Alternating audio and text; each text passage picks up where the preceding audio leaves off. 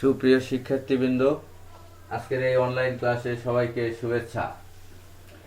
আজকে ক্লাস পরিচালনায় আছি আমি মোহাম্মদ আইনুল হক, প্রভাষক ভূগোল ও পরিবেশ বিদ্যা বিভাগ, শহীদ জিয়া ডিগ্রি কলেজ, বাগবাড়ি, গাবতলী, বগুড়া। আজকের আলোচ্য বিষয় এইচএসসি ভূগোল প্রথম পত্র, তৃতীয় অধ্যায়, পাঠ 8 এবং 9। আগের ক্লাসে যথারীতি ভূমিরূপ পরিবর্তন সংক্রান্ত বিষয়ে পর্যালোচনা করা হয়েছে এবং আকস্মিক পরিবর্তন সম্পর্কে বিস্তারিত আলোচনা করা হয়েছে। আজকে আমরা ধীর পরিবর্তন সম্পর্কে আলোচনা করব। আকস্মিক পরিবর্তন শক্তি ছাড়াও ভূপৃষ্ঠের উপর আরো এক ধরনের শক্তি কাজ করে, যার ফলে হাজার হাজার লক্ষ লক্ষ বছর ধরে ভূপৃষ্ঠ তার রূপ পরিবর্তন করে থাকে। অত্যন্ত ধীরে পরিবর্তন করে বলে এই শক্তিকে বলা হয় ধীর পরিবর্তনকারী শক্তি বা আলোড়ন। তাহলে আকস্মিক পরিবর্তন মূলত হঠাৎ করে সংঘটিত হয়, আর ধীর পরিবর্তন ধীরে ধীরে সংঘটিত হয়। এটা অনেক সময় সহজেই বোঝা যায় না। দীর্ঘদিন পরে এই ধীর পরিবর্তনের ফলাফল আমরা প্রত্যক্ষ এবং পরোক্ষভাবে বুঝতে পারি। ধীর পরিবর্তনকারী আলোড়ন। ধীর পরিবর্তনকারী আলোড়নকে মূলত দুই ভাগে ভাগ করা হয়েছে, একটি মহীভাবক আলোড়ন আর একটি গিরিজনী আলোড়ন। আচ্ছা, আমরা দেখি মহীভাবক আলোড়ন উলম্বভাবে ক্রিয়াশীল, ফলে ভূপৃষ্ঠ খাড়াভাবে উপর ও নিচে ওঠানামা করে। ব্যাপক আকারে মহাদেশ জুড়ে সাধারণত এরূপ আলোড়ন হয় বলে একে মহীভাবক আলোড়ন বলা হয়। অর্থাৎ মহীভাবক আলোড়ন হচ্ছে ভূপৃষ্ঠ উপর নিচ ওঠানামা করবে এবং এটা ব্যাপক আকারে সংঘটিত হবে। আর গিরিজনী আলোড়ন আনুভূমিকভাবে হয়। ভূ অভ্যন্তরীণ তাপীয় পরিচলন স্রোতের ফলে ভূগর্ভে সঞ্চিত বাষ্পের চাপে এবং পৃথিবীর বিভিন্ন অংশের শিলাসমূহের উপর চাপের বিভিন্নতার ফলে পার্শ্ব দিকে আলোড়ন সৃষ্টি হয়। এর ফলে আনুভূমিকভাবে অবস্থিত স্তরসমূহ উভয় দিক থেকে চাপের সম্মুখীন হয় এবং আস্তে আস্তে কিছু অংশ কুঁচকে যায়, কোনো অংশবিশেষ উঁচু হয়ে ওঠে অথবা নেমে যায়। পার্শ্ব দিকে প্রবাহমান এ প্রকার আলোড়নকে আনুভূমিক আলোড়ন বলা হয়। তাহলে ধীর পরিবর্তনকারী আলোড়ন দুই প্রকার, একটি মহীভাবক আলোড়ন আর একটি গিরিজনী আলোড়ন। এবারে আসা যাক ধীর পরিবর্তনের নিয়ামক সমূহ। পৃথিবীর পৃষ্ঠ পরিবর্তনে ভূমিরূপ পরিবর্তনে ধীর পরিবর্তনকারী যে সমস্ত নৈসর্গিক শক্তি কাজ করে সেগুলোকে ধীর পরিবর্তনের নিয়ামক বলা হয়। এর মধ্যে রয়েছে বায়ুর কাজ। প্রথম, বায়ুতে থাকা অক্সিজেন, কার্বন ডাই অক্সাইড এবং জলীয় বাষ্প রাসায়নিক প্রক্রিয়ায় শিলার বিচ্ছেদ এবং ক্ষয় সাধন করে থাকে। বায়ুর ক্ষয় কার্য মরুভূমিতে অধিক দেখা যায়। মরু এলাকা শুষ্ক, প্রায় বৃষ্টিহীন এবং গাছপালা শূন্য থাকে।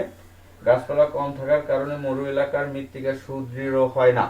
এছাড়া দিনের বেলায় সূর্যের তাপ এবং রাতের শীতলতায় শিলার সংকোচন ও প্রসারণের ফলে মাটির সংবদ্ধতা শিথিল হয়ে যায়, ফলে বায়ু প্রবাহের দ্বারা এই অঞ্চলের শিলা সহজেই বাহিত হয়ে ধীর পরিবর্তনের মাধ্যমে ক্ষয় সাধন করে। 2 নম্বরে হচ্ছে বৃষ্টির কাজ। বৃষ্টির ফোঁটার আঘাতে ভূপৃষ্ঠ বা ভূমিরূপ ক্ষতিগ্রস্ত হয়। এভাবে বৃষ্টি মূলত ধীর পরিবর্তনে সহায়তা করে। আবার পর্বতের ফাটল দিয়ে পানি প্রবেশ করে কাদার স্তরকে গলিয়ে দেয়। এতে বড় ধরনের শিলাস্তর কাদার উপর থাকতে না পেরে নিচে ধসে পড়ে, একে মৃত্তিকাপাত বলা হয়। এভাবে অনেক দিন ধরে ক্ষয়প্রাপ্ত হয়ে ধীর পরিবর্তন সাধিত হয়। হিমবাহের কাজ। হিমবাহ মূলত যে সমস্ত অঞ্চলে তাপমাত্রা অত্যাধিক কম সেই সমস্ত অঞ্চলে হিমবাহ পরিলক্ষিত হয়। আচ্ছা, হিমবাহের দ্বারা ভূপৃষ্ঠের কোনো কোনো অঞ্চল ব্যাপকভাবে ক্ষয় হয়ে থাকে।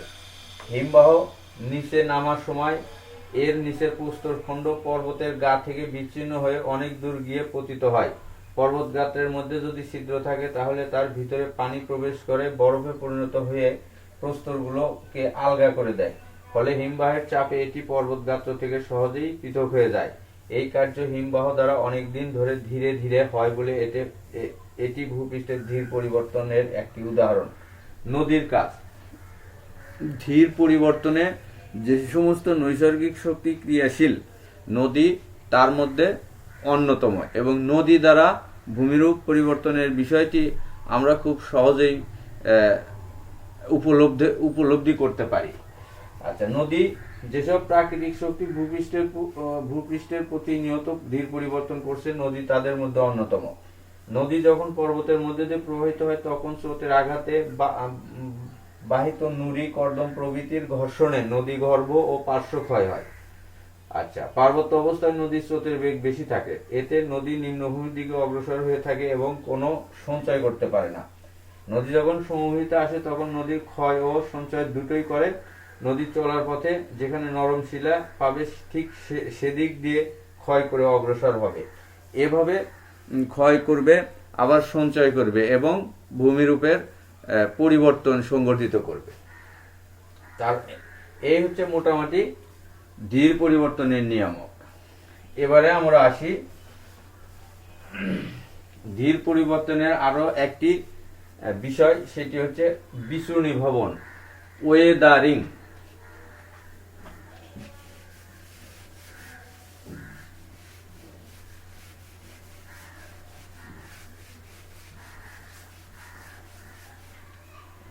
নাম শুনেই আমরা বুঝতে পারছি বিচূর্ণী ভবন আসলে বিষয়টা কি। নানাবিধ শক্তির প্রভাবে শিলারাশির চূর্ণ, বিচূর্ণ এবং বিশ্লিষ্ট হওয়ার প্রক্রিয়াকে বিচূর্ণী ভবন বলা হয়। এখন নানাবিধ প্রাকৃতিক শক্তি হতে পারে, এটা আবার জৈবিক জীবজন্তুর কার্যক্রমের ফলে হতে পারে।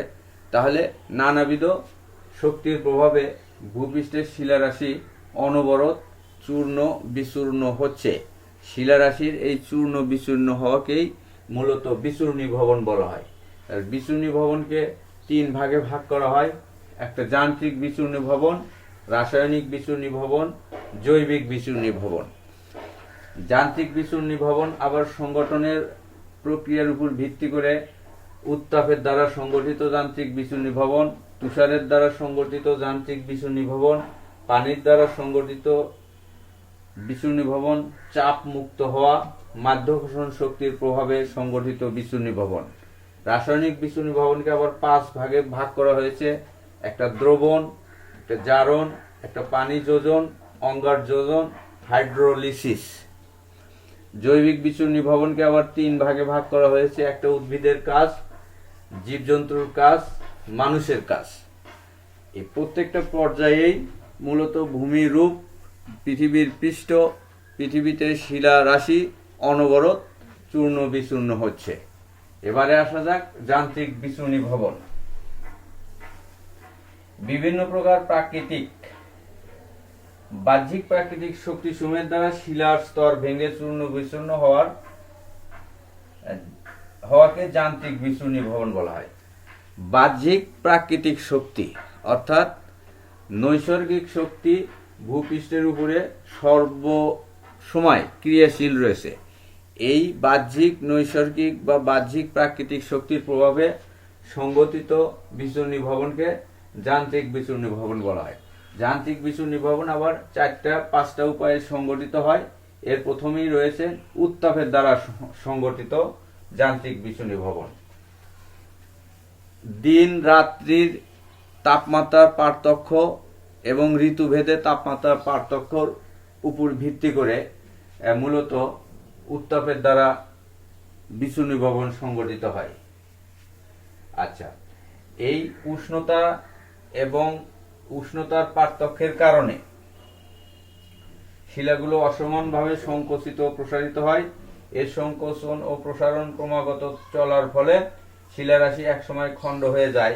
একে সংকোচন প্রসারণজাত বিচূর্ণী ভবন বা তাপীয় বিচূর্ণী ভবন বলা হয়। এই উত্তাপের দ্বারা সংগঠিত বিচূর্ণী ভবন আবার বেশ কয়েকভাবে সংগঠিত হয়। একটা হচ্ছে স্তর মোচন,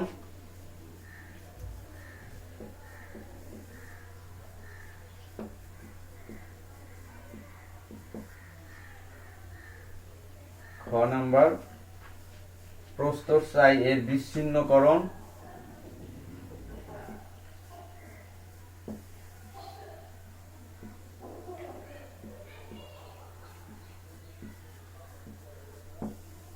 বিচ্ছিন্নকরণ।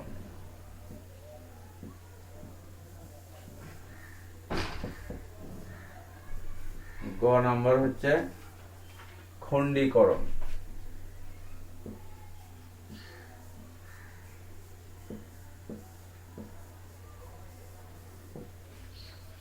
ক্ষুদ্র কণার বিসরণ।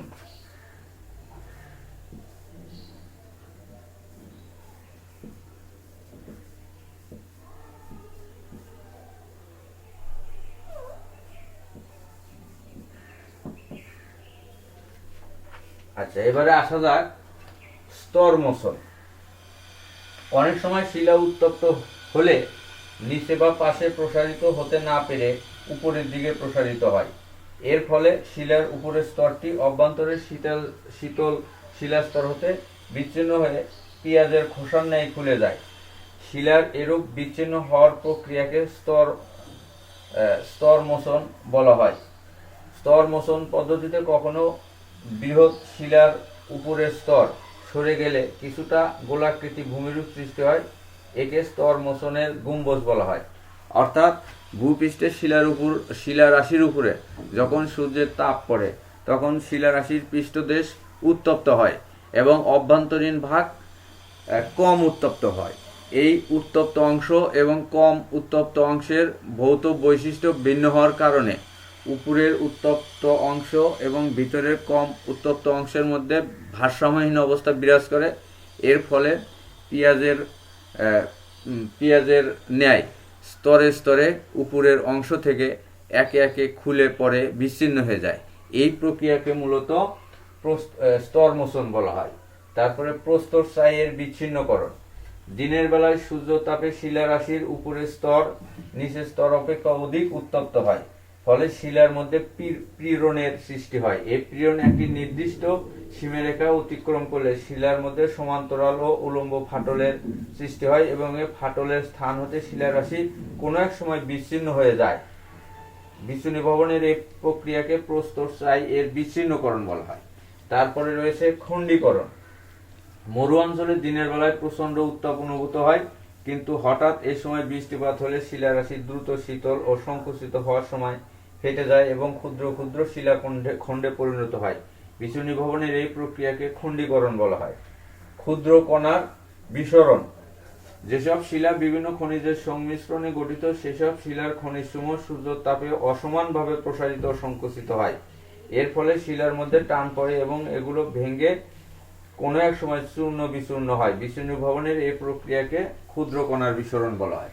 তাহলে সূর্য উত্তাপের দ্বারা সংগঠিত বিচ্ছিন্ন ভবন চারটি ভাবে সংগঠিত হয়। একটা স্তর মোচন প্রক্রিয়ায়, প্রস্তর ছাই এর বিচ্ছিন্নকরণের প্রক্রিয়ায়, খণ্ডীকরণ প্রক্রিয়ায় এবং ক্ষুদ্র কণার বিসরণ প্রক্রিয়ায়।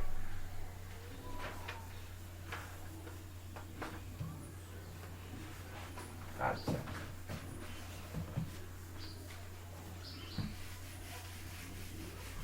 এ পর্যায়ে আমরা আসি তুষারের দ্বারা সংগঠিত বিচ্ছিন্ন ভবন। উচ্চ অক্ষাংশ বা পার্বত্য অঞ্চলে দিনের বেলায় বরফ গলা পানি ভূত্বকের ফাটল বা ছিদ্রপথে মাটির ভেতরে প্রবেশ করে, কিন্তু রাতের বেলায় প্রচন্ড শীতে এই বরফ কণা পানি পুনরায় বরফে পরিণত হয় এবং আয়তনে 10 গুণ বৃদ্ধি পায়। ফাটলের পার্শ্বদেশে এতে প্রচন্ড চাপের সৃষ্টি হয়, ফলে শিলারাশি ভেঙে ক্ষুদ্র ক্ষুদ্র প্রস্তরখণ্ডে পরিণত হয় এবং বিচ্ছিন্ন ভবনের সহায়তা করে। এরূপ প্রক্রিয়াটাই হচ্ছে তুষারের দ্বারা। অর্থাৎ আমরা জানি পানি যখন জমাট বেঁধে কঠিন আকার ধারণ করে তখন এর আয়তন প্রায় 10 গুণ বৃদ্ধি পায়। তাহলে ভূপৃষ্ঠের কোনো অংশে ফাটলের মধ্যে দিয়ে যদি পানি প্রবেশ করে এবং ওই পানি রাতের বেলায় তাপমাত্রা কমে যাওয়ার কারণে বরফে জমাট বেঁধে বরফে পরিণত হয় এবং আয়তন বৃদ্ধি পাওয়ার ফলে ওই ফাটল আরো বড় হয়। এভাবে চলতে চলতে এক সময় ওই বৃহৎ শিলাখণ্ড ভেঙে চূর্ণ বিচূর্ণ হয়। এটাই মূলত তুষারের দ্বারা সংগঠিত বিচ্ছিন্ন ভবন। এবারে আসি পানির দ্বারাই পানির দ্বারা সাধারণত তিনটি প্রক্রিয়ায় শিলায় বিচূর্ণী নির্গমন সংঘটিত হয়। একটা হচ্ছে বৃষ্টির ফোঁটার আঘাতে শিলার উপরের অংশ ক্ষয়প্রাপ্ত হয়। এভাবে বৃষ্টির ফোঁটার আঘাতে ক্ষয়প্রাপ্ত হতে হতে একসময় বৃহৎ শিলাখণ্ড ক্ষয়প্রাপ্ত হয়ে ছোট ছোট খণ্ডে পরিণত হয়। দ্বিতীয় নাম্বার বিষয় হচ্ছে কোনো কোনো সময় বৃষ্টির পানি পাললিক শিলায় ফাটল ও রূপান্তরিত শিলার ছিদ্রপথ দিয়ে শিলার অভ্যন্তর প্রবেশ করে। পরবর্তীতে সূর্যের তাপে পানি বাষ্পে পরিণত হলে শিলা পুনরায় শুকিয়ে যায়।